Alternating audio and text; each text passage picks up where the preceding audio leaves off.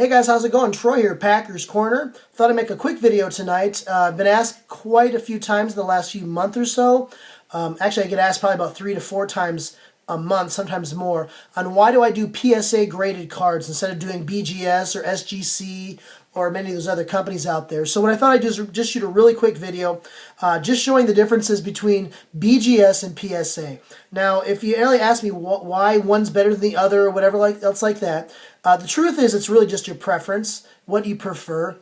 I currently prefer PSA for almost all of my grading, and BGS is not a bad company, don't get me wrong, and I'm going to show you the differences between the two real quick here because I don't really want to make this a real long video. First of all, here's an example of a PSA graded card. This is a 2011 Topps Tremont Williams Super Bowl Edition rookie card. As you see here, this got a PSA 10. Now this card was graded by them, received a 10, and you can see it was encapsulated, and it's a normal stock card. You can see how thin it is there. And this is a great card, received the highest grade that it could possibly get. So there's an example of PSA. Now, here's another example of a PSA card. This is actually a PSA card. This is an example of a BGS card. This is a BGS 9.5. It's a 2011 Finest Rookie Autograph Red Refractor of Randall Cobb. This card, you can see here, same card. It got a 9.5. Didn't get a 10. Their 10 would be pristine. But you can't get a pristine unless I believe all of them are 9.5 or above. You can get a 9 for one of the grading levels on here and still get a 9.5. On this, if the corners are not 10, they won't give you a 10. If the corners are 9, if I'm mistaken, you get a 9. They don't hold it down. So that's one of the two differences. I did get this from my buddy Thomas at 2150 UGA Dogs. And a shout out to you, Thomas. How's it going, buddy? But anyways, you can see the difference in the cases themselves. They're about the same size. You can see that maybe the PSA is a little bit of a taller case. You turn them sideways is really the big difference. You see that the PSA case is kind of a slim, slender case. And the BGS case is a very thick case. A lot thicker than the PSA. In fact, probably about 2 times thicker at times. So those are the big time differences. Other than BGS does actually offer to you on the top here what your scores are, the subgrades, what it is, the centering, the edges, the corners, and the surface. PSA does not offer that at all, and they don't tell you which one was the one that screwed you up. But most times if you get good at doing it, you'll probably pretty much figure it out. So there's 2 good examples of it. Now, when you look at other things, here's another one. Here's another example. This is a BJ Raji autographed Rookies and Stars, numbered to 100, PSA 10. And then here is also a one. This is a 9.5 BGS of Donald Driver rookie. And as you can see there, on the top, they gave you what the scores are once again. This one got a 9 on the surface. Got a 10 in the centering, a 10 on the corners, and a 9.5 on the edges. I believe it can't get a half a grade. It can get a half a grade higher than what its lowest score is, and so that's how they got that. This, if one of the corners was a 9, or if the edge or the corners or the surface, it would not get a 10. So there's a little bit of a difference there. And you can see, once again, the height and the size. Now, someone did ask about why I started grading PSA. Why do I stick with PSA? And to tell you the truth, the reason why I started with PSA has 100% to do with vintage. When I started collecting, I had my normal a football set, and I collected baseball cards a little bit, but I really started to collect the vintage. And here's an example of a vintage card. This is a 1957 Topps Paul Hornung rookie. This is a 4, PSA 4. Turn it sideways, you can see the card. It's not in the greatest shape. It's a great card, though. Did have it graded. And you can see there that it looks just like the other PSA card. So there's no real difference in the labeling or anything else there, whether it be modern 2011 or vintage 1957. So there's no really big difference. Now, when you compare the vintage for BGS to the vintage of Beckett, here is that Randall Cobb once again, and here is the vintage of Beckett. Now you see the top here, it got changed to BVG, Beckett Vintage Grading. And the thing is, this is a Paul Hornung also, 1962 Topps, short print. Got this from my buddy Bart. Thanks, Bart. Shout out to you, buddy. And you see here, you'll notice the difference. First of all, they're both in the same thick cases once again, but they changed it. BGS It's BVG.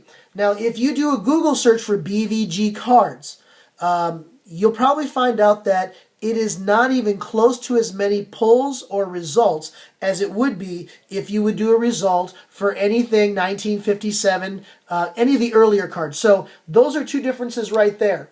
Many vintage collectors will collect PSA graded. Not all. Again, it's preference. But this isn't, you don't see these too often. You do see them occasionally if you do, like I said, right now, take it upon yourself right when you're done with this video. Do like eBay. Do an eBay search for BVG, graded cards, put in football, BVG. Then do a thing for, I don't know, 1957, pick a year, vintage, and check out this. You'll find out that PSA way outdoes this every time.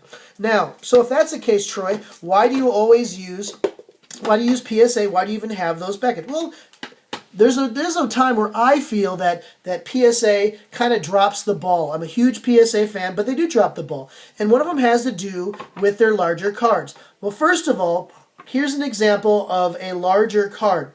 This is a 1992 Fleer Game Day card, and you can see how big this card sheet is.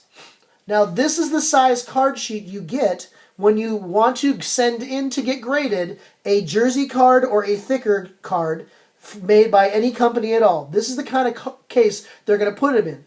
Now, if you compare this case to a regular case, you will see the immense different size that they are.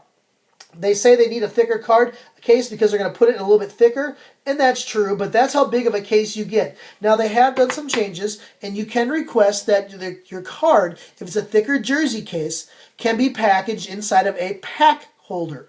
Sometimes some people send into PSA packs of cards to be encapsulated just to save whatever it is, whether it be a 1980s pack and there could be a Joe Montana on there, or a 1957 pack of football cards and they want to encapsulate. For those cards, this is what they have. This is an Alex Green rookie jersey. It has got an 8.5 for the grade, and on the back it's actually numbered. But I don't know if you just noticed when I turn that sideways. Look how thick that is. This card actually has like a foundation that you can set it on. That's how thick this card is. Bought this card off of my buddy Mark. What's up, Mark? Carter Fan 98. But you can see here. So if you were to send in a set of jersey cards to PSA to get graded, it would cost us the normal amount that any of the other cards would be. But when you got these cards back, this is what you would get. And if you compare it to the normal size of the PSA cards, you will see here that it is way, way larger. In fact, I'm even curious if PSA creates a box. They don't have a box right now, as far as I know, that to store these in. These just have to sit in my dresser or in a box because I have no other place to put them. They're so large. Now, if you were to compare it to a BGS, example would be, let's pull out this Donald Driver again. These cards, when you get a jersey graded by BGS, they use the same exact cases. In fact, because they have so much thickness here, they're able to make it a little bit wider inside and put it in the same case, so all your BGS cards can actually together sit in the same box, which is really nice. So to show you guys what I meant, that's what I was talking about, why I do PSA. One, I started out vintage. Vintage is very good for PSA. Two, since I got in vintage, I like the slim look of them all. They store real nice in my box. Three, if you're going to get jerseys graded, some people like these thick ones like this. To me, they're just too large, too bulky for me to hold. So if I was going to get my jersey cards graded at any point, I would send it to BGS to have them graded because of the thicker cases like this that they're able to put it into. So anyways, guys, I hope that gives you a little bit of a better sense on why I collect PSA versus BGS. They're all great companies. I don't do much SGC.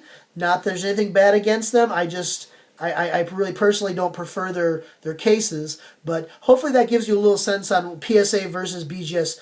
The other thing I was going to say really quick before I end the video, one of the main reasons I went for PSA other than vintage was I did find out that a lot of companies and like the governments and everything else, they send to get documents and presidential signatures and stuff authenticated through PSA DNA. And what I thought is if they're believed and they're trusted by some of the most important signatures possibly in in history and stuff, I would definitely trust them to authenticate and grade any of my cards. And whether you agree or not, that's fine. I guess that's all personal preference. Anyways, guys, I appreciate your time. I hope you have a great week and God bless.